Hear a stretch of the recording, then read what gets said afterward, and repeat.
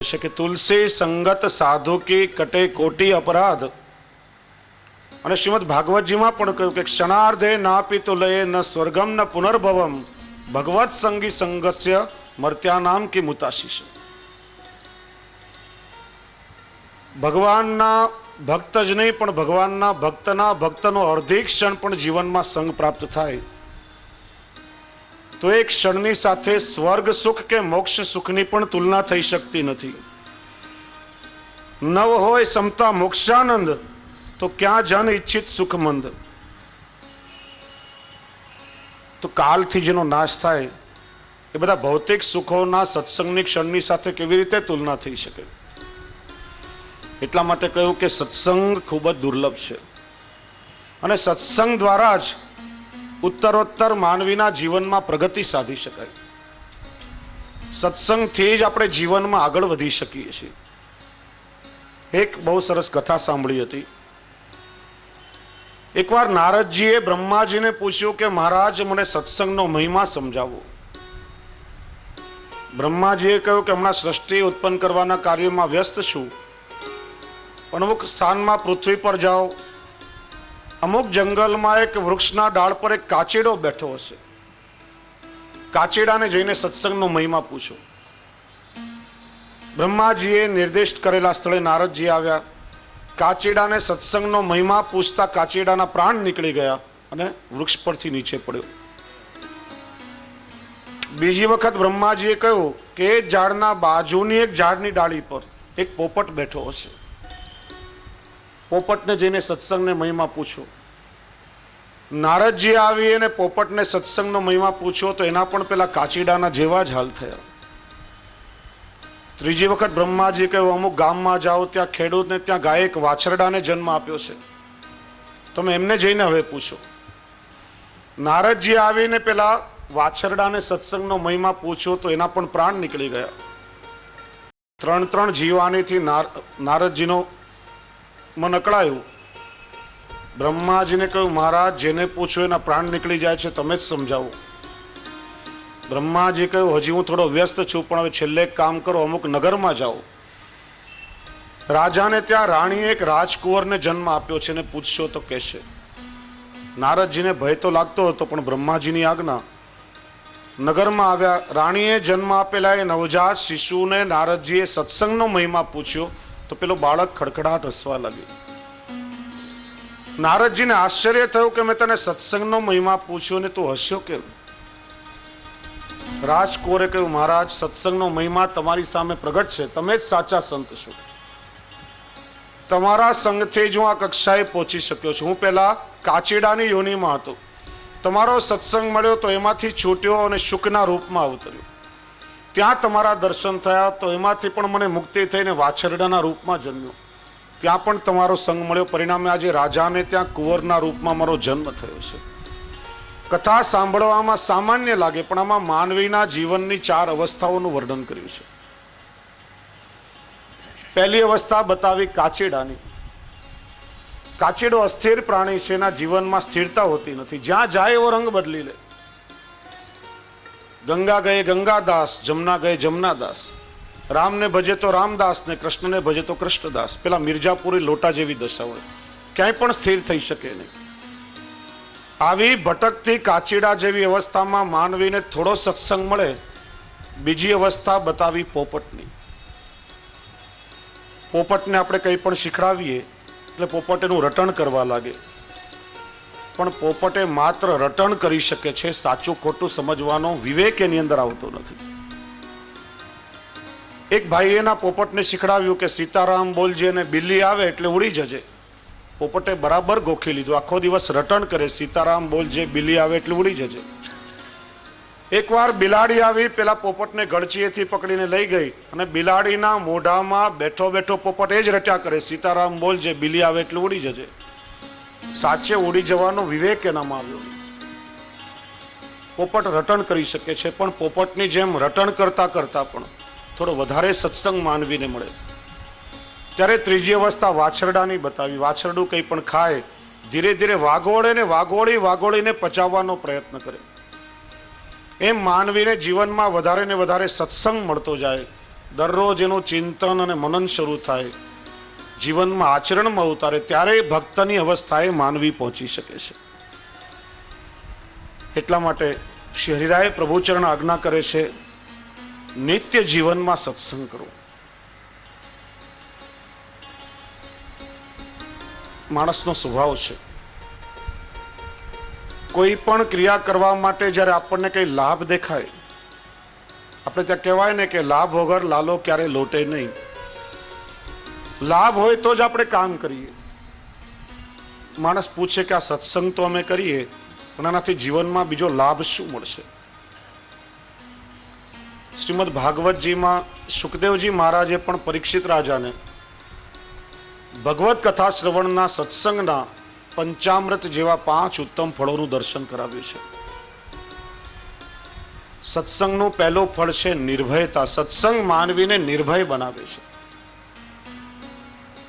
કંપંતે સર્વ પાપાની સપ્તાહ શ્રવણે સ્થિતે અસ્માકમ પ્રલયમ સદ્ય કથાએવ કરિષ્યતિ.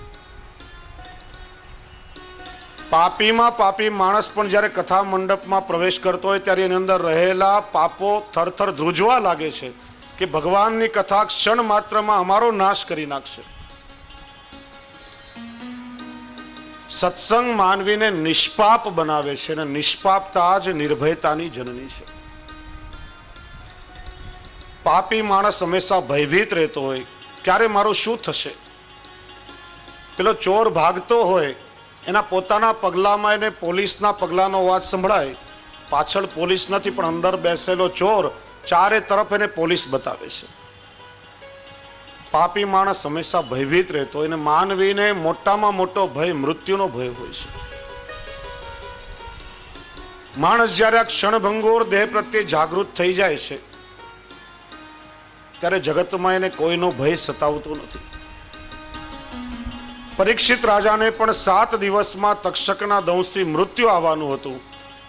શ્રીમદ ભાગવતજીનું શ્રવણ કર્યું, પરમ તત્વને પ્રાપ્ત થયા, નિર્ભય બની ગયા. સંત એકનાથને એક ભક્તે એકવાર આવીને પૂછ્યું,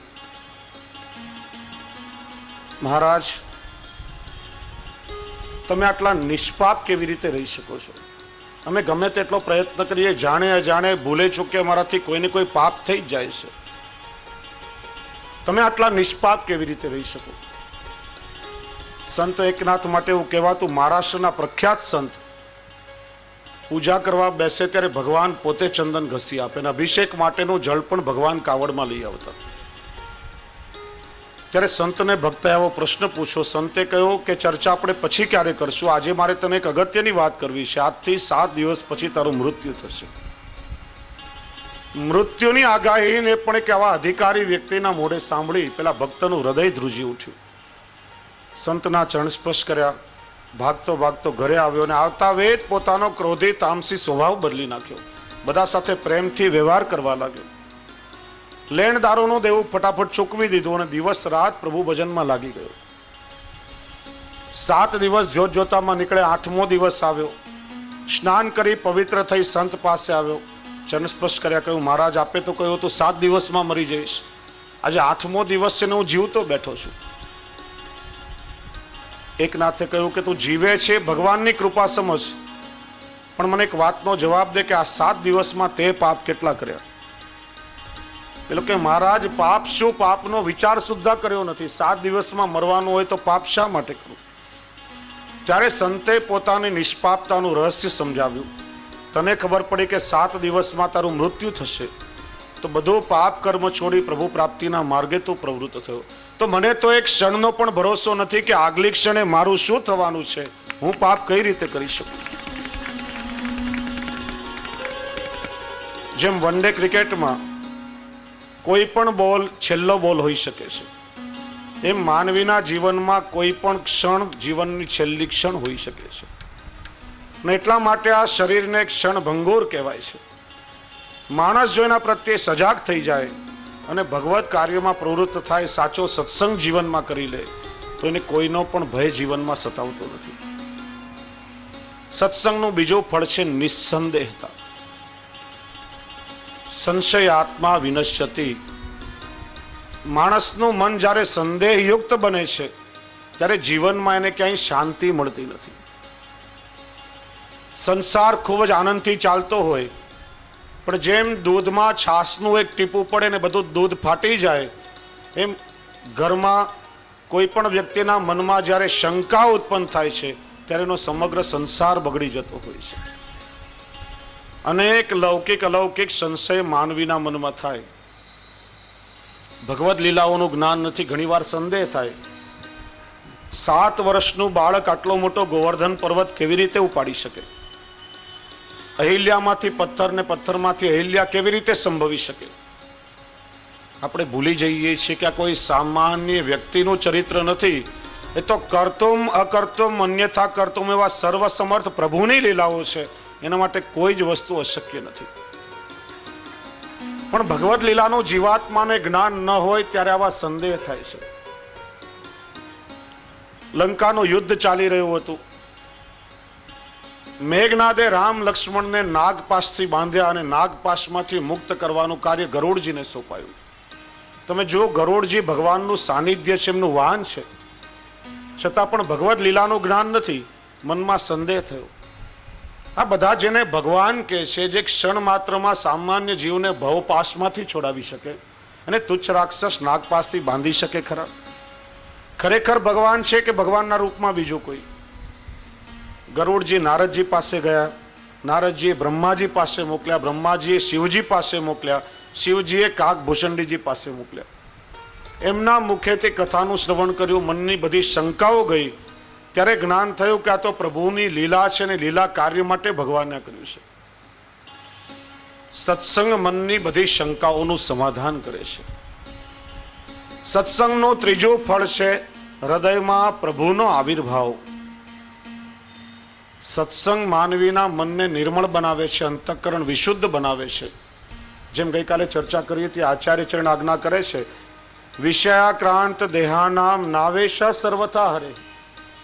લૌકિક વિષય વાસનાઓ રૂપી કચરો અંતરમાં હશે ત્યાં સુધી ભગવાન શું એનો આવેશ પણ આવી શકવાનો નથી. તો પ્રભુ ક્યાંથી બિરાજે? જેમ ઘરમાં કોઈ વાહન મોટર ગાડી હોય, એમાં કચરો ભરાઈને સર્વિસ સ્ટેશનમાં લઈ જઈએ, સર્વિસ થાય પછી વધારે સારા માઇલેજ આપી શકે, એમ સત્સંગથી અંતર સ્વચ્છ થાય છે ને ત્યારે પ્રભુનો આવિર્ભાવ થાય છે.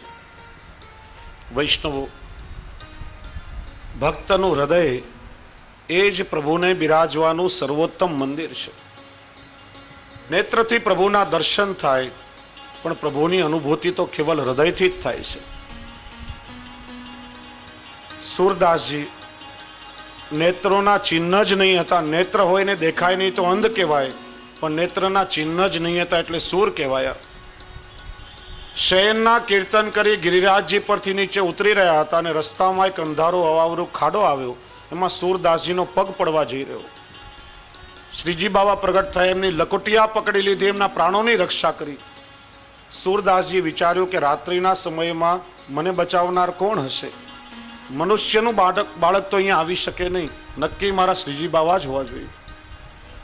લાવને પ્રભુનો હસ્ત પકડી લઉં, પ્રભુના સ્પર્શનો આનંદ લઉં. એમ વિચારી લાકડીના ટેકે ટેકે જેવો શ્રીજી બાબાનો હસ્ત પકડવા જાય, ત્યાં હાથ છોડાવીને દૂર ઠેકડો મારીને પ્રભુ ઠાડા રહ્યા. મંદ મંદ હાસ્ય કરવા લાગ્યા.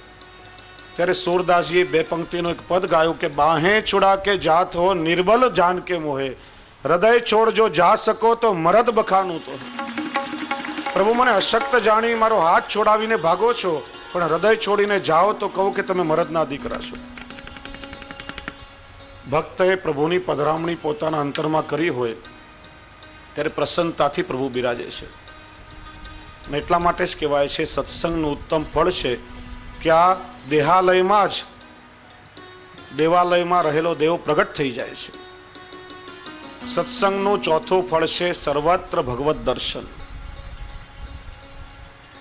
પૂર્વમાં આપે શ્રવણ કર્યું ગુણગ્રાહી દ્રષ્ટિ. સત્સંગ આપણને એવી દ્રષ્ટિ આપે છે કે પ્રત્યેક વસ્તુ, પ્રત્યેક વ્યક્તિ, સર્વત્ર આપણને ભગવદાનંદની અભિવ્યક્તિ થાય છે. થોડા વર્ષો પહેલા કથાકાર આવ્યા હતા, એમને બહુ સુંદર ચર્ચા કરી કે અમદાવાદમાં મારી કથા ચાલતી હતી. એક પોલીસ વાળો દરરોજ કથા સાંભળવા માટે આવે. પોલીસ વાળાને પૂછ્યું, તમારા અમદાવાદમાં હુલ્લડો બહુ થાય છે, તોફાનો બહુ થાય છે, તમે એને કાબુમાં કેવી રીતે કરો? પેલા પોલીસ વાળાએ કહ્યું કે બહુ સહેલી વાત, આ વિસ્તાર છે 3 દરવાજા, ત્યાં અમે કર્ફ્યુ લગાડી દઈએ ત્યારે બધા હુલ્લડો કાબુમાં આવી જાય. પછી એમણે કહ્યું કે આપણી પાસે પણ 3 દરવાજા છે, આંખ, કાન અને મોઢું. ત્યાં પ્રભુના નામનો કર્ફ્યુ લગાડી દઈએ તો હૃદયના બધા જ હુલ્લડો શાંત થઈ જાય. સત્સંગમાં આવીને બેસીએ, કાન પવિત્ર થાય, મુખથી પ્રભુનું નામ લઈએ, મુખ પવિત્ર થાય. અને સત્સંગ આપણને એવી દ્રષ્ટિ આપે છે કે એનાથી જીવ અને જગદીશ તરફ જોવાની દ્રષ્ટિ આખી અલૌકિક બની જાય છે. સર્વત્ર ભગવદાનંદની અભિવ્યક્તિ થાય છે. અને સત્સંગનું 5મું ફળ છે પરમ પ્રેમની પ્રાપ્તિ. સત્સંગ માનવીના જીવનમાં પ્રેમનું નિર્માણ કરે છે. પ્રેમ એ પરમાત્માનું જ અવર સ્વરૂપ છે. અને એટલા માટે જ કહેવાયું, love is God and God is લવ. કબીરજી કહે છે, પોથી પડી પડી જગમુઆ, પંડિત હુઆ ન કોઈ, 2.5 અક્ષર પ્રેમ કા પઢે સો પંડિત હોય. શાસ્ત્ર ભણીને માણસ પંડિત થયો હોય, પણ જેણે પ્રેમનું તત્વ સ્વીકાર્યું નથી એનું બધું જ જ્ઞાન વ્યર્થ છે. માણસ અભણ હોય, નિરક્ષર હોય, પણ જેણે પ્રેમનું તત્વ પામી લીધું છે એને કંઈ શીખવાનું બાકી રહેતું નથી. ગોપીઓએ પણ કેવલ પ્રેમથી જ કૃષ્ણને પોતાના બનાવ્યા હતા. કોઈ દુઃખી માણસની આંખમાંથી આંસુ જતા હોય, ખિસ્સામાંથી રૂમાલ કાઢીને આપીએ, રૂમાલ ખાલી આંસુ પોછી શકે છે. એને થોડો પ્રેમ આપો, એ દુઃખનું કારણ જ ભૂલાવી નાખે છે. અને એટલા માટે પ્રેમ એ સર્વોપરી તત્વ કહ્યું છે. લૌકિકમાં પણ આપણા પ્રત્યેક સંબંધો, પ્રત્યેક વ્યવહારો પ્રેમના પાયા પર નભતા હોય છે. પ્રેમ એટલે તત્સુખે સુખિત્વમ પ્રેમ લક્ષણમ. પરસ્પર એકબીજાનું સુખ આપણે વિચારીએ, સાચો પ્રેમ છે. ઘણીવાર આ પ્રસંગની ચર્ચા થઈ છે, ઘણા નવા વૈષ્ણવ પણ આવ્યા છે. પુનરુક્તિ કરું છું. એક પ્રેમી વૈષ્ણવનો પરિવાર સવાર સાંજ ઘરમાં ઠાકોરજીની સેવા થાય, સાંજે બધા શ્રી યમુનાજીની આરતી ગાય, રાત્રે બેસીને આખો પરિવાર સાથે મળીને સત્સંગ કરે. સંસ્કારની સૌરભથી મહેકતો વૈષ્ણવનો પરિવાર, ઘરમાં એક નાનકડો પ્રસંગ આવ્યો. દીકરાના લગ્ન થયા. 15-16 વર્ષની નાનકડી પુત્રવધુ પરણીને ઘરમાં આવી. વહુ આવી એટલે સાસુએ 5-7 હજાર રૂપિયાની કિંમતની એક ચૂંક, હીરાની ચૂંક એને ભેટમાં આપી. વહુએ હીરો પ્રેમથી નાકમાં પહેરી લીધો. બન્યું એવું, 4-5 દિવસ ગયા હશે, બાલ સહેજ લાપરવાહીના કારણે પેલો કિંમતી હીરો વહુના હાથે ખોવાઈ ગયો. વહુને મનમાં ભય લાગ્યો કે ઘરમાં જો કોઈને ખબર પડશે તો કકળાટ થશે, ક્લેશ થશે, વાતાવરણ ડોળાશે. ભયના લીધે એને ઘરમાં કોઈને કહ્યું નહીં, પણ ચૂપચાપ ખૂણે ખાંચરે પેલા હીરાને શોધવાનો પ્રયત્ન કરવા લાગી. સાસુની અનુભવી અને ચકોર દ્રષ્ટિએ વહુની સમસ્યાને ઓળખી લીધી. કંઈ બોલી નહીં, પણ એને એવો ને એવો બીજો હીરો બજારમાંથી મંગાવ્યો. 2-3 દિવસ પછી રાત્રે જ્યારે સત્સંગ પૂરો થયો, બધા ઊભા થયા ત્યારે વહુનો હાથ પકડી અને બીજો હીરો વહુના હાથમાં મૂકતા પેલી સાસુએ કહ્યું, વહુ દીકરા, હીરો નાકમાં પહેરી લો, ખાલી ના કડવું લાગે.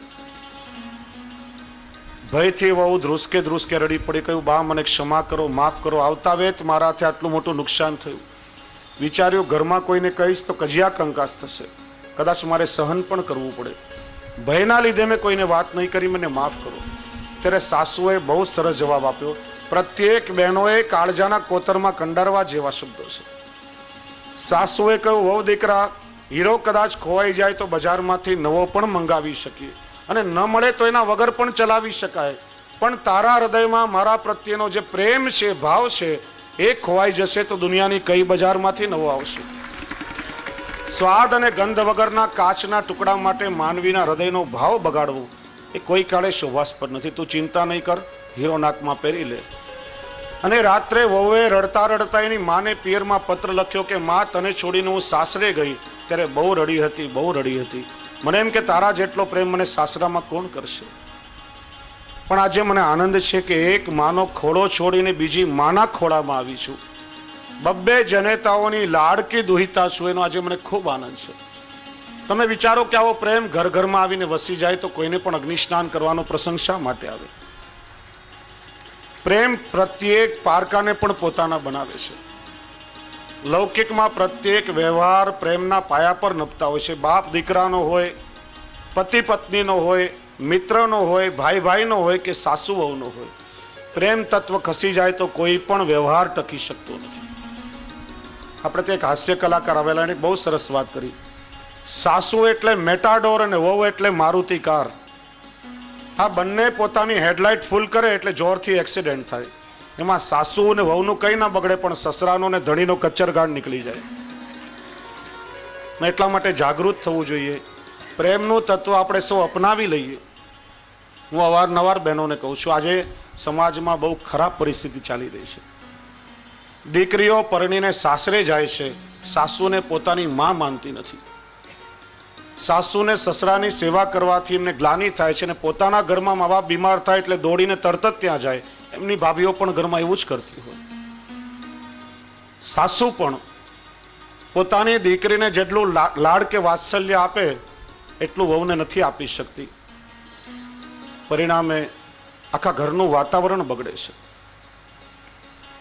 સ્ત્રી એ સમર્પણની પ્રતિમા છે, જેની સાથે 20-22 વર્ષ ઘરમાં નાનપણથી વિતાવ્યા હોય, ઉછરી હોય, મા બાપને ક્ષણમાં છોડી અને પારકાખા પરિવારને પોતાનો બનાવી લેતી હોય છે. એનાથી મોટું સમર્પણ બીજું કયું હોઈ શકે? લગ્ન કર્યા પછી પતિનું ઘર જ પોતાનું ઘર છે. એનું ગોત્ર અટક બધું બદલાઈ જાય છે. ત્યારે સાસુ અને સસરામાં જ પોતાના મા બાપના દર્શન કરી એમની ભાવથી સેવા કરો.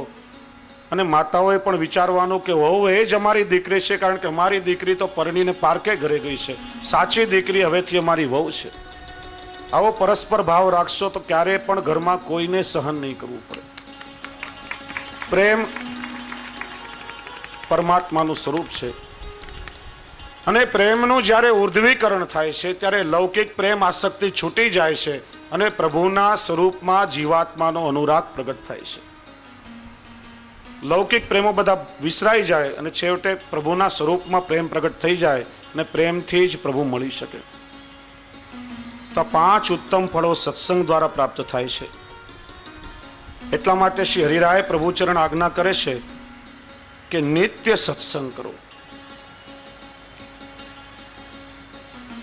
ક્ષણિક કરેલો સત્સંગ એ જીવનમાં પર્યાપ્ત નથી, અને એટલા માટે શ્રી હરિરાય પ્રભુચરણ સત્સંગ કરવાનો પ્રકાર પણ આપણને બતાવે છે. 3જા શિક્ષાપત્રમાં શ્રી હરિરાયજીએ ખૂબ સુંદર નિરૂપણ કર્યું છે. પહેલા તો દુસ્સંગના 6 પ્રકાર બતાવ્યા છે.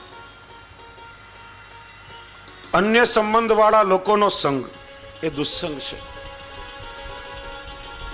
જેની લૌકિકમાં સદા આસક્તિ રહેતી હોય, લૌકિક આસક્તિ વાળાઓનો સંગ એ પણ દુસ્સંગ છે. જે શ્રી મહાપ્રભુજીના વચનોથી વિરુદ્ધ વચન કહેતા હોય એમનો સંગ પણ દુસ્સંગ છે. અવૈષ્ણવોનો સંગ દુસ્સંગ છે. લૌકિક વિષયોનો સંગ અને લૌકિક કાર્યોમાં આપણી આસક્તિ, આ 6 દુસ્સંગના પ્રકાર છે. જ્યારે સત્સંગ કરવાનો પ્રકાર પણ શ્રી હરિરાયજી સમજાવે છે કે દરરોજ થોડો થોડો સત્સંગ કરો. 3-4 કલાક એક આસન પર બેઠા, પુસ્તક આખું વાંચી લીધું અને બધું માથા પરથી ચાલ્યું જાય તો એ સત્સંગ શું કામનો? થોડો થોડો સત્સંગ કરો. સત્સંગ કર્યા પછી વારંવાર એનું ચરવણ કરો, એનું મનમાં ચિંતન કરો. શ્રી હરિરાય ચરણ આજ્ઞા કરે છે કે શ્રી વલ્લભના વચનથી વિરુદ્ધ કહે ક્યારે પણ સ્વીકાર નહીં કરવો. સત્સંગ માટે સદા આગ્રહ રાખવો, અને છતાં પણ ન બને તો મૌન રાખવું અને પ્રયત્ન કરી અને ભગવદીઓનો સંગ કરવો. કોનો સત્સંગ કરવો? તો શ્રી હરિરાય ચરણ આજ્ઞા કરે છે કે શ્રી કૃષ્ણમાં હંમેશા જેની પ્રીતિ હોય, કૃષ્ણમાં પ્રેમ રાખનાર એવા વૈષ્ણવનો સંગ કરવો. નિરપેક્ષ હોય, સાત્વિક હોય, શ્રી વલ્લભના કૃપાપાત્ર ભગવદીઓ હોય, એમનો સંગ ન મળે તો શ્રી વલ્લભ કુળનો સંગ કરો. હરિગુરુ અને વૈષ્ણવમાં જેની ઐક્ય ભાવના હોય અને નિત્ય જેને ઠાકોરજીની લીલાનું અનુસંધાન હોય એમનો સંગ કરો. સાચો સત્સંગ થશે. કારણ કે આજે સંગના વિષયમાં જાગૃત રહેવું ખૂબ જ આવશ્યક છે. આજે સત્સંગ કરવો એક ફેશન બની ગઈ છે. બીજા દિવસે જ શિશિર કુમારજીએ લાલાને ખૂબ સુંદર વાત કરી કે આજે સત્સંગ કરાવતા કરાવતા એવા વૈષ્ણવોને પણ અહંકાર આવી જતો હોય છે અને પોતે વૈષ્ણવોને ઉપદેશ આપવા લાગે, પોતે શીખડાવવા લાગે, બીજાઓના દોષ વિચારવા લાગે.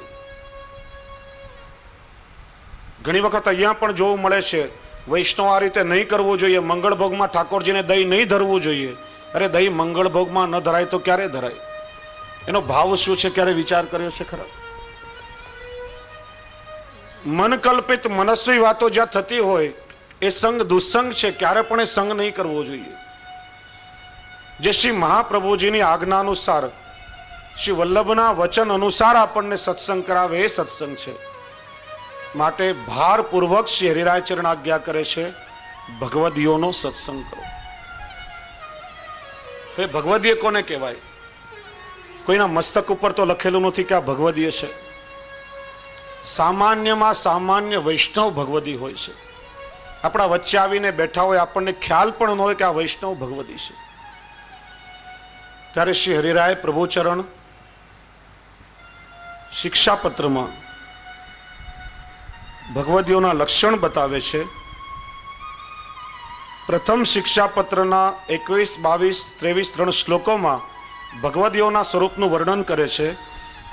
તદીયાશ્ચેસ્તસ્વષ્ટસ્તુષ્ટાસ્તુષ્ટ કૃષ્ણો ન સંશય તદીયાસ્તુ નિજાચાર્ય ચરણૈક પરાયણ અનન્ય ભજનાસ્તુષ્ટા કામ લોભ વિવર્જિતા નિરપેક્ષા વિરક્તાશ્ચ સર્વભૂત હિતે રતઃ નિર્મત્સરા કૃષ્ણ સેવા કથાદિ વિહિતાધરા એવં વિદાસ તદીયાશ્ચેત સંગદાપી વિશેષતઃ.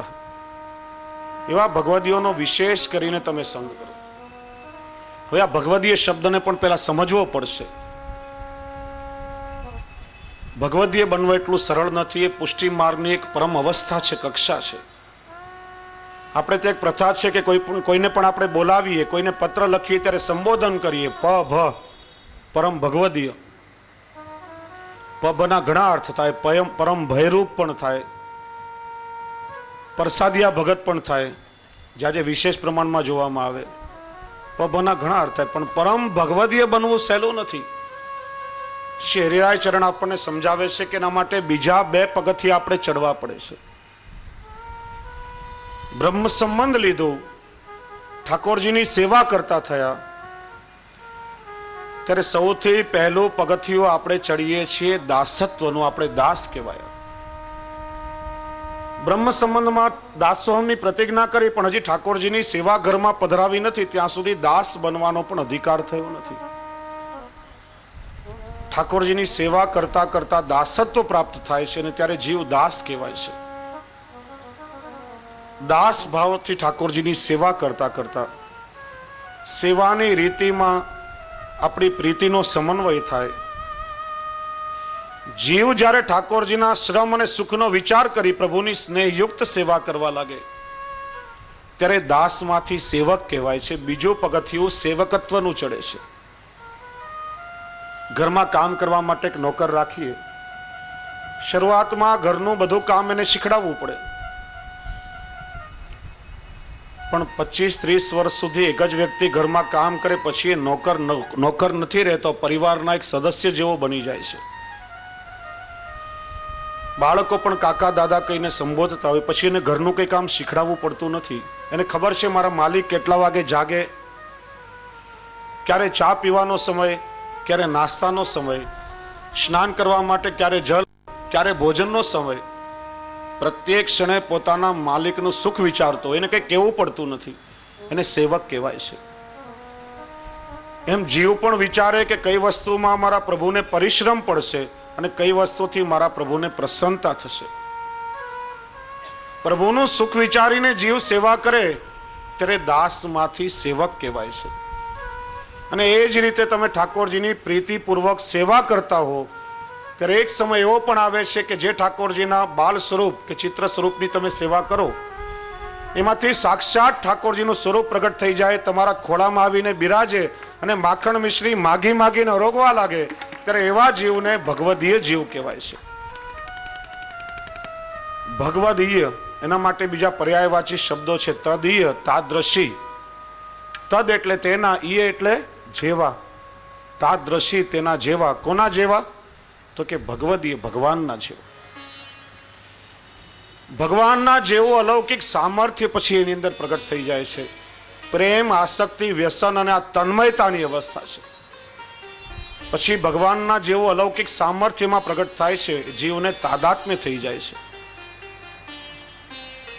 કૃષ્ણદાસ મેઘન, શુક્લકડી કૃષ્ણ શરીર. શ્રી મહાપ્રભુજી જ્યારે વ્યાસ ગુફામાં પધાર્યા ત્યારે વિશાળ હેમખંડની શિલા પડી. એક હાથે 3 દિવસ શિલાને પકડીને ઠાડા રહી શક્યા. એ સામર્થ્ય કોનું? પ્રભુદાસ જલોટાએ દહીંની બદલીમાં વૈષ્ણવને મુક્તિનું દાન કર્યું. શ્રી મહાપ્રભુજીએ પૂછ્યું, ભક્તિ નહીં આપીને આવી તુચ્છ મુક્તિ આપી? કહ્યું, મહારાજ એને મુક્તિ માગી, ભક્તિ માગી હોય તો ભક્તિ પણ આપી દેત. જે મુક્તિ આપવાનું સામર્થ્ય પ્રાકૃત દેવી દેવતાઓમાં પણ નથી, એ શ્રી મહાપ્રભુજીની કૃપાથી ભગવદીયમાં પ્રગટ થાય છે. અલૌકિક ભગવત સામર્થ્ય પ્રગટ થાય એવા જીવને ભગવદીય કે તાદ્રશી વૈષ્ણવ કહેવામાં આવે છે.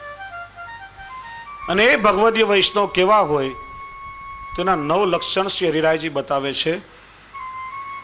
સૌથી પ્રથમ લક્ષણ બતાવ્યું કે જેને શ્રી વલ્લભાધીશના ચરણ કમલનો અનન્ય આશ્રય કર્યો છે. શ્રી વલ્લભ જ મારું સર્વસ્વ છે, જેના મુખ પર સદા શ્રી વલ્લભ નામ છે, મેરો તો વલ્લભ હી ગુણગાન. આજે વૈષ્ણવમાં એવો પ્રકાર નીકળ્યો છે, મૂળ વલ્લભને માનો, આ પ્રગટ વલ્લભને માનવાની જરૂર નથી. અને તમારે કંઈ પણ પૂછવું હોય તો અમારી પાસે આવો. વલ્લભથી જીવને વિમુખ કરે અને પોતાનું મહાત્મ્ય વધારીને પોતે પૂજાય પાછા લૌકિકમાં. યાદ રાખજો, એ દુસ્સંગ સેવાનો સંગ કરશો તો વલ્લભથી બહિર્મુખ થશો, અને વલ્લભથી બહિર્મુખ થશો તો ઠાકોરજી પણ ક્યારેય સ્વીકારવાના નથી. પ્રગટ વલ્લભ એ મૂળ વલ્લભનું જ સ્વરૂપ છે. આ બંનેમાં ભેદ કેવો? આગળ આપણે એની ચર્ચા કરશું. શ્રી વલ્લભ જ આપણા ગુરુ છે અને ગુરુના ચરણનો દ્રઢ આશ્રય કરનાર એ જ પ્રભુના પ્રસન્નતાને પ્રાપ્ત કરી શકે છે. પુષ્ટિ માર્ગના મૂળ ગુરુ શ્રી મહાપ્રભુજી છે. વર્તમાન સમયમાં જે વલ્લભ વંશજ આચાર્ય પાસેથી બ્રહ્મ સંબંધ લઈએ છીએ એ આપણા માટે સાક્ષાત શ્રી વલ્લભનું જ સ્વરૂપ છે. ક્યારે પણ એમાં લૌકિક ભાવ નહીં વિચારવો જોઈએ. કારણ કે ગુરુની કૃપા જ્યાં સુધી થાય નહીં ત્યાં સુધી જીવ ઠાકોરજીની કૃપાનો પણ પાત્ર થતો નથી. ઠાકોરજીની કૃપા જ્યારે પ્રાપ્ત કરવી હોય તો સૌથી પહેલા ગુરુનું સેવન કરવું જોઈએ. શાસ્ત્રમાં કહ્યું છે, દેવજો મનુજો વાપી ગુરુ દોષમ વિચારયેત અવશ્ય રૌરવમ યાતિ કલ્પકોટી શનૈરપી. ગુરુના સ્વરૂપમાં અને ભગવાનના સ્વરૂપમાં કાર્ય પણ ભિન્નતા નહીં રાખવી. ગુરુના સ્વરૂપમાં જે જીવ દોષનો વિચાર કરે છે, જેના ગુરુના સ્વરૂપમાં દોષ બુદ્ધિ ઉત્પન્ન થાય છે, કરોડો કલ્પ સુધી રૌરવ નામના નર્કમાં એ વાસ કરે છે. આપણે ત્યાં એક પ્રસંગ આવે છે. એકવાર નારદજી ભગવાન વિષ્ણુ સાથે વૈકુંઠમાં કઈ ચર્ચા કરી રહ્યા હતા. સત્સંગ પૂરો થયો, નારદજી ઊભા થયા, ભગવાને પોતાના સેવકોને આજ્ઞા કરી. નારદજી બેઠા હતા, જલથી એ સ્થાનને ખાસા કરો, અપવિત્ર થયું છે. નારદજીએ સાંભળ્યું, ભગવાન હું તો સદા આપનું સ્મરણ કરું છું, બધા મને દેવર્ષિ નારદ કહે છે, મારામાં શું અપવિત્રતા છે? ભગવાને કહ્યું, નારદજી તમે ન ગુરા છો, હજી તમે ક્યારે કોઈ ગુરુના શરણમાં ગયા નથી ને ગુરુ વગરના માનવીની કોઈ ગતિ થતી નથી. તમારો દેહ અપવિત્ર છે. નારદજીને જ્ઞાન થયું, પૂછ્યું, ભગવાન મને ગુરુ કઈ રીતે મળે? ભગવાને કહ્યું વૈકુંઠમાંથી આગળ વધો, સીધી દિશામાં આગળ જાઓ. જે વ્યક્તિ સૌથી પહેલા સામે મળે એને વિનંતી કરી એમની પાસે દીક્ષા પ્રાપ્ત કરો. અને યાદ રાખો કે ગુરુના સ્વરૂપમાં ક્યારે પણ અભાવ લાવશો નહીં. ભગવાનની આજ્ઞા લઈ નારદજી નીકળ્યા. ચાલતા ચાલતા રસ્તામાં સૌથી પહેલા એક શિકારી મળ્યો, પારધી મળ્યો. મરેલા પશુઓના દેહ શરીર પર લટકતા હતા, રક્તરંજિત શરીર હતું. ભગવાનની આજ્ઞા હતી કે પહેલા જે વ્યક્તિ મળે ગુરુ તરીકેનો સ્વીકાર કરો. નારદજી વિનંતી કરી મને કંઠી બાંધો, ગુરુ મંત્ર આપો. પેલો પારધી કે નારદજી આપ દેવર્ષિ નારદ અને હું તો અધમ કક્ષાનો એક પારધી છું, હું કઈ રીતે આપને દીક્ષા આપું? ભગવાનની આજ્ઞા હતી. નારદજી હઠાગ્રહી થયા, જો મને કંઠી નહીં બાંધો તો અન્ન જલ પણ નહીં લઉં. છેવટે પેલા પારધીએ નારદજીને કંઠી આપી, ઉપદેશ આપ્યો, દરરોજ નારાયણનું સ્મરણ કરજો. નારદજી ગુરુના શરણમાં ગયા. એ ખુશખબર ભગવાનને આપવા પાછા વૈકુંઠ તરફ ચાલ્યા. રસ્તામાં મનમાં ગ્લાનિ થઈ કે અરે રે આ મેં શું કર્યું? શિકારી પાસે દીક્ષા લીધી, શિકારીની કંઠી બંધાવી. જેનો પોતાનો ઉદ્ધાર નથી એ મારો ઉદ્ધાર કઈ રીતે કરશે? વૈકુંઠ પાસે આવી ભગવાનને સાદ કર્યો. ભગવાને હાથનો ઈશારો કરી વૈકુંઠની બહાર ઠાડા રહેવા કહ્યું. નારદજી ભીતર પ્રવેશ કરશો નહીં, તમારા અવાજથી આખું વૈકુંઠ અભડાશે. નારદજી કે ભગવાન આપની લીલા મારા સમજમાં આવતી નથી. પેલા ગુરુ વગરનો હતો ત્યારે અપવિત્ર હતો, આપની આજ્ઞાથી ગુરુના શરણમાં ગયો અને આપ કહો છો કે વૈકુંઠ અભડાશે. ભગવાને કહ્યું નારદજી ગુરુના શરણમાં તો ગયા, પણ ગુરુના સ્વરૂપમાં તમને અભાવ આવ્યો છે, મનમાં ગ્લાનિ થઈ છે, અને એનાથી મોટો અપરાધ શાસ્ત્રમાં બીજો કોઈ નથી, માટે વૈકુંઠમાં પ્રવેશ પણ વર્જિત છે. મેં તમને ચેતવ્યા હતા, તમે સમજ્યા નહીં. નારદજીને સ્મરણ થયું, ભગવાન અપરાધ તો મારાથી થયો, પણ એનું પ્રાયશ્ચિત શું, નિવારણ કઈ રીતે થાય?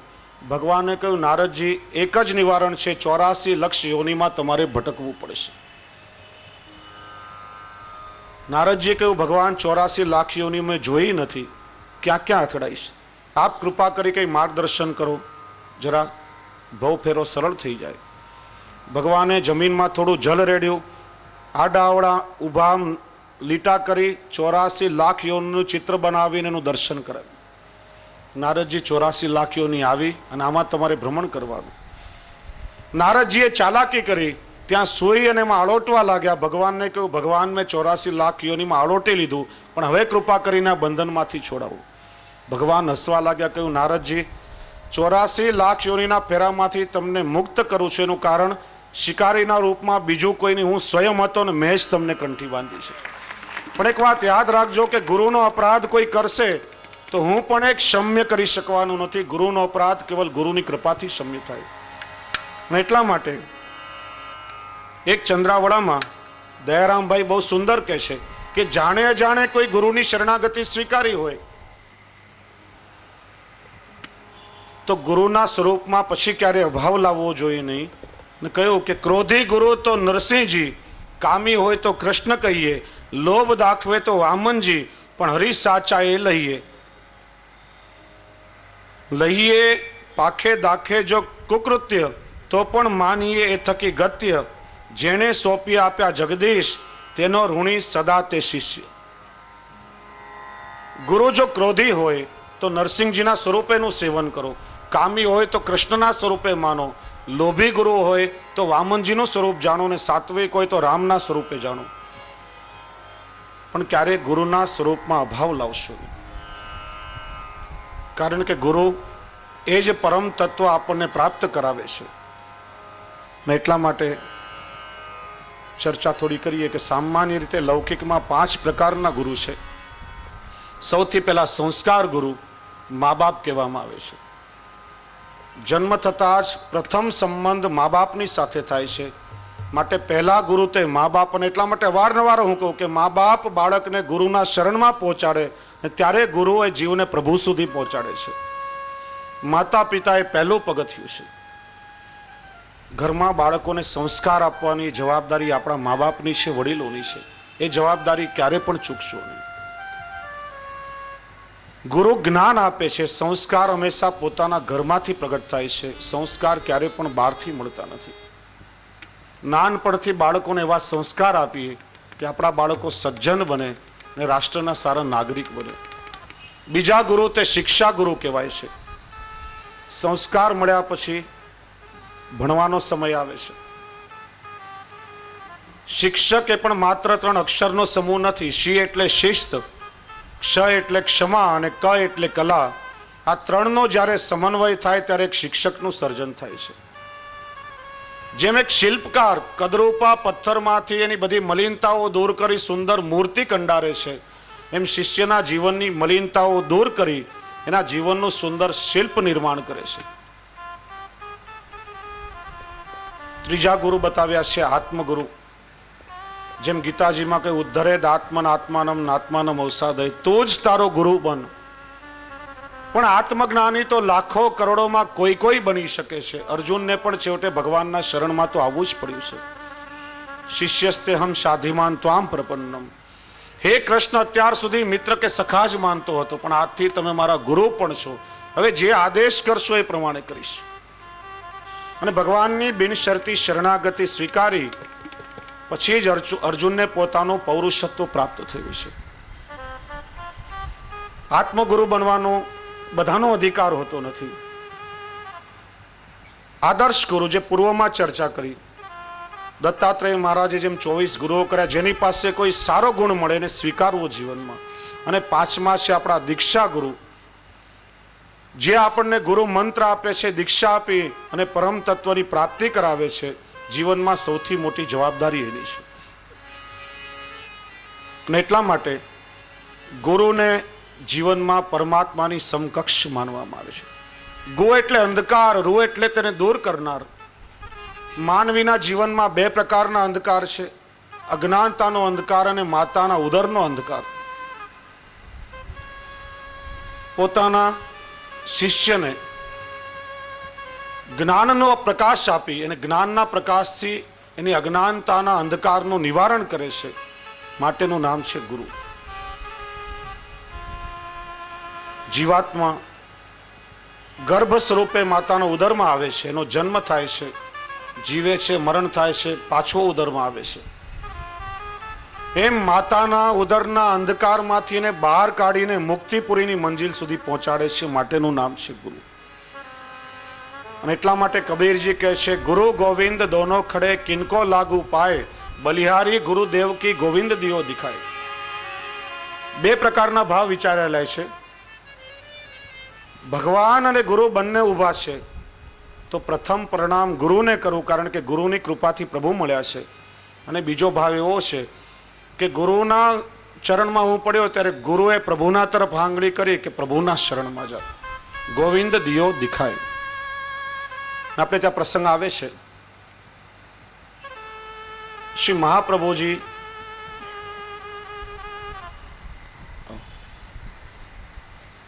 દામોદરદાસ સરસાનીના ખોળામાં મસ્તક રાખી પોડી રહેતા એ પ્રસંગની આપણે ચર્ચા કરી. દાન બડો કે દાતા બડો.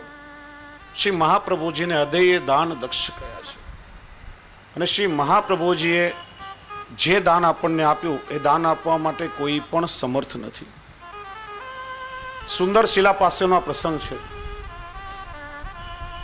શ્રીજી બાવાને ઈચ્છા થઈ કે શ્રી વલ્લભને મળવું છે. શ્રીજી બાવા પધાર્યા, ચરણારવિંદમાં સુવર્ણના નૂપુર ધારણ કર્યા હતા. છમ છમ છમ મધુર ધ્વનિ થઈ રહ્યો હતો. દામોદરદાસ સરસાનીએ વિચાર્યું કે શ્રીજી બાવા નજીક પધારશે તો શ્રી મહાપ્રભુજીને પરિશ્રમ થશે, આપની નિદ્રામાં ખલેલ થશે. હાથનો ઈશારો કરી ઠાકોરજીને દૂર ઠાડા રહેવા જણાવ્યું. પ્રભુ ભક્તેચ્છા પૂર્વક છે, ભક્ત મનોરથ પૂર્ણ કરે છે, ભક્ત વત્સલ છે. ભક્તોનો મનોરથ અને એના હૃદયનો ભાવ પ્રભુએ જાણ્યો અને દૂર ઠાડા રહ્યા. શ્રી મહાપ્રભુજી જાગ્યા, પ્રભુના દૂર ઠાડા દર્શન કર્યા, પ્રસંગ જાણ્યો. દામોદરદાસને ખૂબ જ ઠપકો આપ્યો, અરે દમલા આ તે શું કર્યું? પ્રભુને પરિશ્રમ આપ્યો. ત્યારે દામોદરદાસે હાથ જોડી વિવેકથી વિનંતી કરી કે પ્રભુ દાન બડો કે દાતા બડો? પ્રભુના ભગવત સ્વરૂપામૃતનું દાન કૃપા કરીને આપે અમને કરાવ્યું ત્યારે તો અમે શ્રીજી બાવાને ઓળખી શક્યા છીએ, નહીં તો અહીંયા શ્રીનાથજીને ઓળખતું તો કોણ? અમારા માટે તો આપ જ સર્વસ્વ છો. અને જીવનભર શ્રી મહાપ્રભુજીની એમણે સેવા કરી છે. ને એટલા માટે ગુરુની શરણાગતિ સ્વીકારવી. શ્રી વલ્લભ આપણા મૂળ ગુરુ છે. ગુરુ કેવા હોવા જોઈએ? બે વસ્તુનો વિવેક જીવનમાં રાખવો જોઈએ. પહેલા તો ગુરુના શરણમાં જ્યારે જવું હોય ત્યારે ગુરુ સમર્થ છે કે નહીં વિચાર કરીને શરણમાં જવું. પણ જાણે અજાણે જો ગુરુની શરણાગતિ સ્વીકારી તો પછી ક્યારેય પણ ગુરુના સ્વરૂપમાં અભાવ લાવવો જોઈએ નહીં.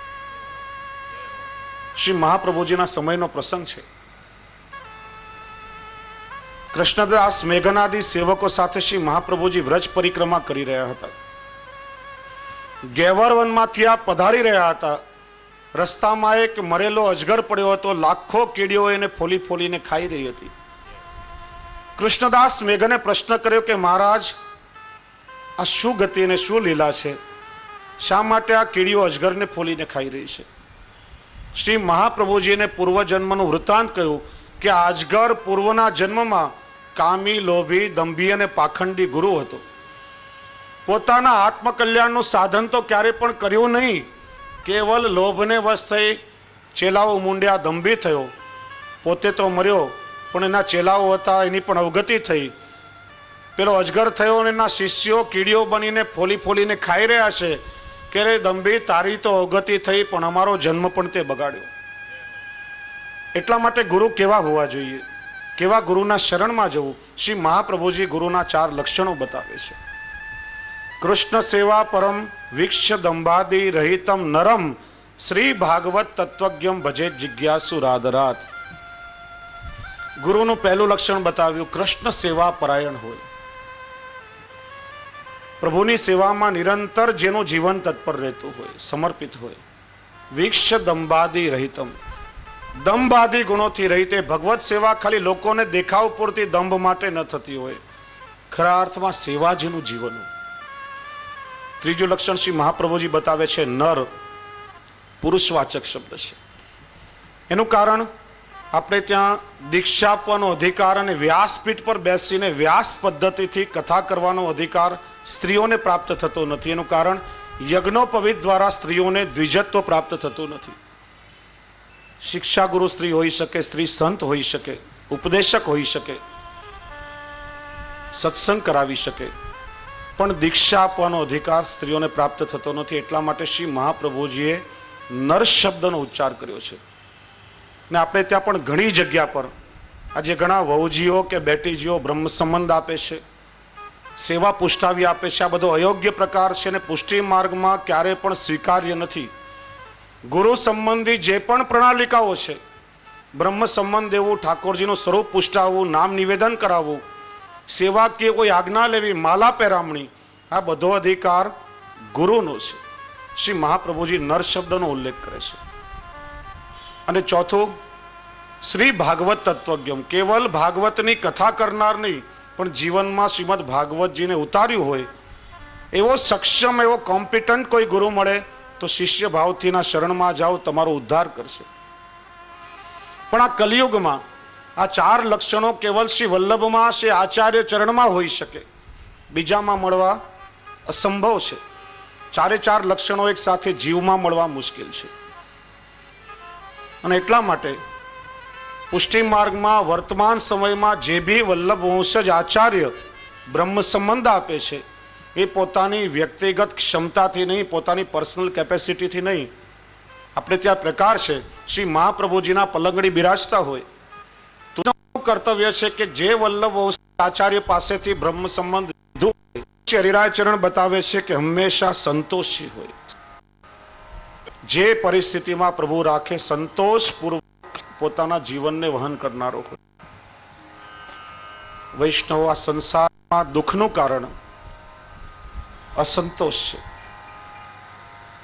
અને અસંતોષ જ માણસને ઈર્ષા પ્રગટાવે છે. શ્રી હરિરાય ચરણ એ પણ બતાવે છે કે ઈર્ષા રહિત હોય.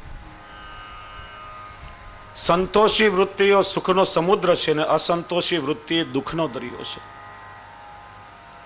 માણસનો સ્વભાવ છે, પોતાનું સુખ જોઈને આપણે ક્યારે પણ દુઃખી નથી બનતા, પણ આપણાથી વધારે બીજાના સુખને જોઈ અને પોતાની જાતને દુઃખી બનાવીએ છીએ. ફલાણો માણસ મારા કરતા વધારે સુખી કેમ થયો?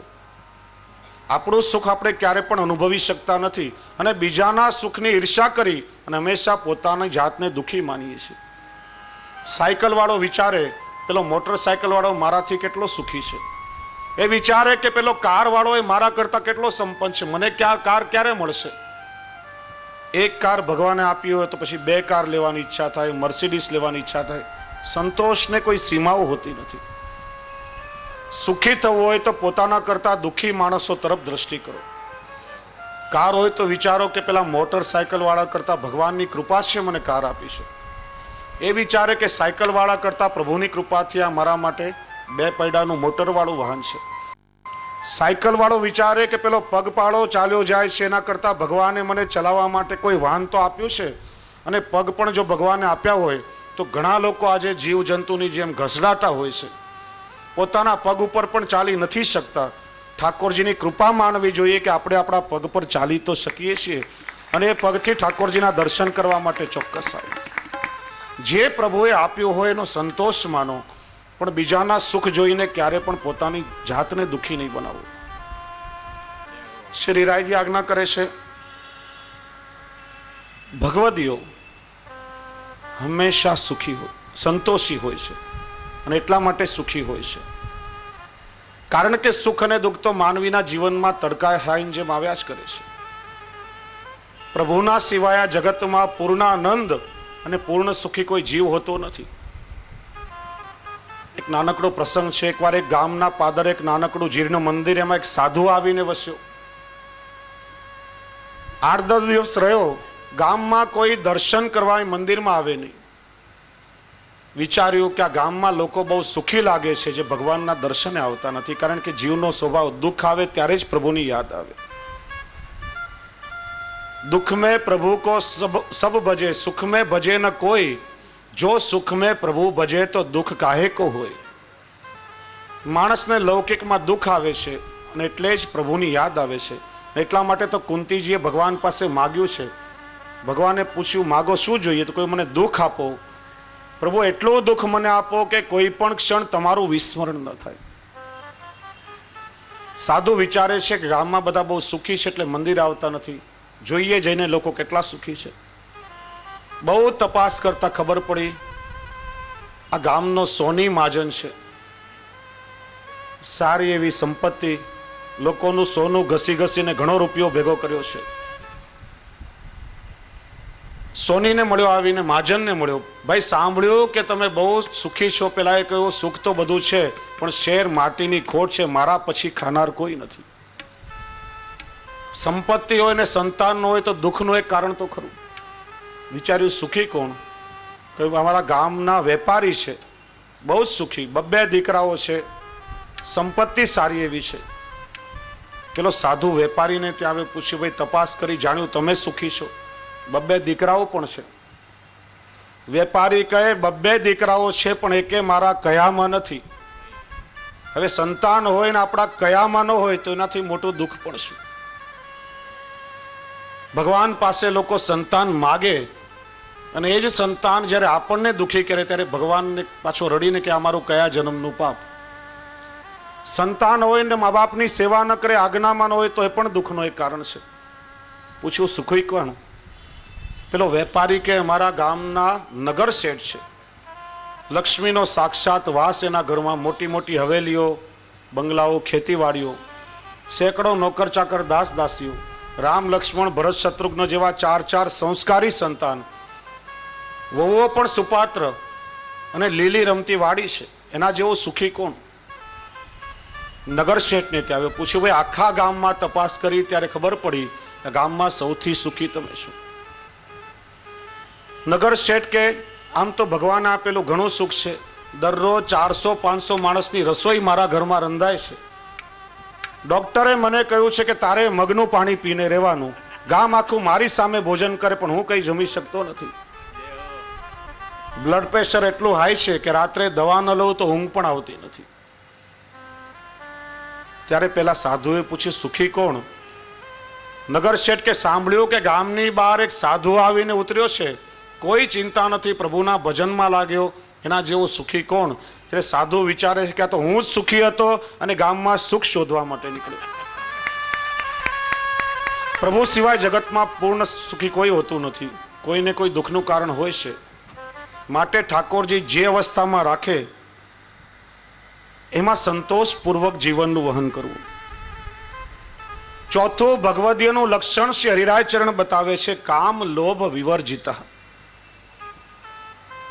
જેને કોઈ લૌકિક કામનાઓ હોતી નથી કે કોઈ પણ લૌકિક લાલચ જેને લલચાવી શકતી નથી, કોઈ પણ પ્રકારનો લોભ જેનામાં હોતો નથી, એ સાચા ભગવદી વૈષ્ણવ છે.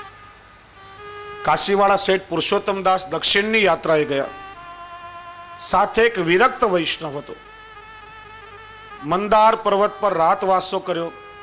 મંદાર મધુસૂદન ભગવાન એમની પરીક્ષા લેવા માટે બ્રાહ્મણનું રૂપ લઈને રાતે પ્રગટ થયા. પેલા વિરક્તને જગાડ્યો. લે હું તને પારસમણી આપું છું, દરરોજ 1 તોલો સોનું આપશે.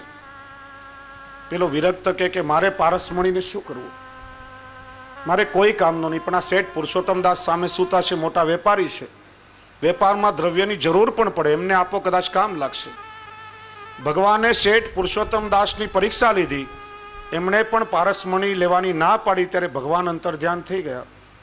શેઠ પુરુષોત્તમદાસે પેલા વિરક્તને પૂછ્યું, અરે બ્રાહ્મણ, તે પારસમણી શા માટે નહીં લીધો? ઘેર ઘેર ભીખ માગવાનું ટળી જાત, તારી દરિદ્રતા ચાલી જાત. પેલો વૈરાગી કે દરરોજ મને 1 શેર આંટો જોઈએ છે ને એટલું ભગવાન આપી દે છે, મારે વધારેને શું કરવું? પણ શેઠ તમે શા માટે નહીં લીધો? તમારે તો દ્રવ્યની ઘણી જરૂર પડે. શેઠ પુરુષોત્તમદાસે કહ્યું કે બ્રાહ્મણ, જેમ તને 1/2 શેર આંટો જોઈએ, મને દરરોજ 5 શેર આંટો જોઈએ છે, મને શું ભગવાન નહીં આપે? આપણને લાગે કે એ સમયે શેઠ 56 કરોડના આસામી હતા એટલે નહીં લીધો હોય, પણ નારાયણદાસ બ્રહ્મચારી, એમના ઘરમાં રાત્રે ધનના ઢગલા થઈ જતા ને ભત્રીજીને કહેતા કે બેટી સાવરણીથી આ બધો બગાડ બહાર ફેંકી દો, નહીં તો મન પ્રભુને છોડીને એમાં લાગશે. કામ લોભ વિવર્જિતા. જેમને કોઈ લૌકિક કામનાઓ કે લૌકિક લોભ લાલચ લલચાવી શકતા નથી. ભગવદીયનું 5મું લક્ષણ હરિરાય ચરણ આજ્ઞા કરે છે નિરપેક્ષ.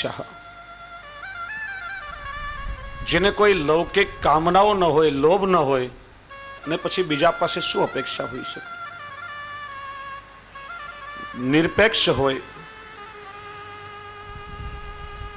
લૌકિકમાં કોઈ પણ પ્રકારની મોટાઈ, કોઈ બડપ્પન કે કોઈ પ્રકારની અપેક્ષા એને હોતી નથી. એને અપેક્ષા એક માત્ર હોય છે, મારા પ્રભુની પ્રસન્નતા કેવી રીતે રાખું. કુમ્મનદાસજીની વાર્તાનો પ્રસંગ લઈએ. એ સમયમાં કુમ્મનદાસજીના કીર્તનો નાના મોટા ગવૈયાઓ જ્યાં ત્યાં ગાઈને પોતાના પેટને ભરતા, રોજીરોટી ચલાવે. કુમ્મનદાસજીની વાણી તો અનુભવની વાણી હતી, પણ એ સમયના બીજા ગવૈયાઓ કુમ્મનદાસજીના કીર્તનો ગાઈને પોતાનું ગુજરાન ચલાવે. ફતેપુર સિકરીમાં સમ્રાટ અકબરનો મુકામ, એક ગવૈયાએ કુમ્મનદાસજીનું ખૂબ સુંદર પદ ગાયું. બાદશાહે પુષ્કળ ઇનામ આપ્યું, પ્રસન્ન થયો. ત્યારે પેલા ગવૈયાએ સત્યતાથી સ્વીકાર કર્યો કે મહારાજ, મારા જે કીર્તનથી તમે પ્રસન્ન થઈને આટલું દ્રવ્ય મને આપ્યું, એ કીર્તન મારું નથી, પણ તો એક પરમ ભક્તરાજનું કીર્તન છે. તો બહુ નજીકમાં જમનાવતા ગામમાં રહે છે. બાદશાહે મનોરથ કર્યો કે ભક્તરાજને મારે મળવું છે, એમના કીર્તનો શ્રવણ કરવા છે. સિપાહીઓને હુકમ કર્યો કે હમણાં ને હમણાં જમનાવતા જાઓ ને પેલા કુમ્મનદાસજી નામના જે ભક્ત છે એમને અહીંયા ફતેપુર સિકરી લઈ આવો. કુમ્મનદાસજી સેવા પહોંચી રહ્યા હતા. સેવકોએ આવીને કહ્યું કે બાદશાહ હજૂર તમને હમણાં ને હમણાં યાદ કરે છે, અમારી સાથે ચાલો. કુમ્મનદાસજીએ કહ્યું કે મારા પ્રણામ કહેજો, પણ મને કોઈ અપેક્ષા નથી, મારે આવવાનું કોઈ કારણ નથી, પણ સત્તા પાસે શાન પણ ચાલે નહીં. સેવકોએ કહ્યું નહીં આવશો તો બળજબરીથી લઈ જશું, અમને તો હુકમ થયો છે. ત્યારે કુમ્મનદાસજી પગમાં જોડા પહેરીને ત્યારે ને ત્યારે ચાલતા પગે નીકળ્યા. ફતેપુર સિકરી આવ્યા. બાદશાહે બેસવાનું આસન આપ્યું. કહ્યું ભક્તરાજ કોઈ સુંદર કીર્તન સંભળાવો. ત્યારે કુમ્મનદાસજીએ પદ ગાયું, ભક્ત કો કહા સિકરી સો કામ, आवत जात पनैया टूटी बिछड़ गयो हरि नाम, जाको मुख देखे दुख उपजे ताको करनो पड़्यो प्रणाम, कुम्मनदास लाल गिरधर बिना यह सब झूठो था. भक्त ने तारी फतेहपुर सिकरी शू काम? અહીંયા આવતા આવતા મારા જોડાના તળિયાએ ફાટી ગયા ને તારા જેવા મ્લેચ્છનું મોઢું જોઈને દુઃખ ઉપજે, એને હાથ જોડીને વંદન કરવા પડ્યા, કારણ કે દેશાધિપતિ છે. પ્રભુના નામ અને ધામ સિવાય જગતમાં બધું જ વ્યર્થ છે. બાદશાહને માઠું તો ઘણું લાગ્યું, પણ વિચાર્યું કે આ તો પ્રભુના ભક્ત છે, નિરપેક્ષ હોય, એને કઈ લૌકિક અપેક્ષા હોય તો મારી ભાટાઈ કરે ને. કહ્યું ભક્તરાજ માગો, જોઈએ તે આપું. કુંભનદાસજીએ કહ્યું તારે મને આપવું હોય તો એટલું જ આપજે કે આજ પછી ક્યારેય તારું મોઢું મને બીજી વાર બતાડતો નહીં. ભગવાનના ભક્તોમાં જ એટલી ખુમારી હોય કે દેશાધિપતિને પણ કહી શકે કે તારું મોઢું બીજી વાર બતાવતો નહીં. કારણ કે લાલચો, અપેક્ષાઓ માણસને હંમેશા વામણો બનાવે છે. ગમે તેવા હલકા માણસના તળિયા ચટવા માટે પણ માણસ મજબૂર બની જાય છે. અપેક્ષાઓ માણસને ખૂબ જ નાનો બનાવી દે છે. શ્રી હરિરાયજી આજ્ઞા કરે છે કે ભગવદીય વૈષ્ણવ નિરપેક્ષ હોય છે, કોઈ પણ લૌકિક અપેક્ષાઓ એમને લલચાવી શકતી નથી. છઠ્ઠું લક્ષણ બતાવે છે વિરક્ત હોય. લૌકિકમાં વિરક્ત હોય પણ જેની સંપૂર્ણ અનુરક્તિ પોતાના પ્રભુમાં હોય. વિરક્ત આપણે શબ્દનો કાલે ચર્ચા કરી ગયા, વધારે વિસ્તાર નહીં કરું. સાતમું ભગવદીયનું લક્ષણ બતાવે છે પ્રાણી માત્રના હિતમાં જેની તત્પરતા હોય. સર્વભૂત હિતે રતઃ.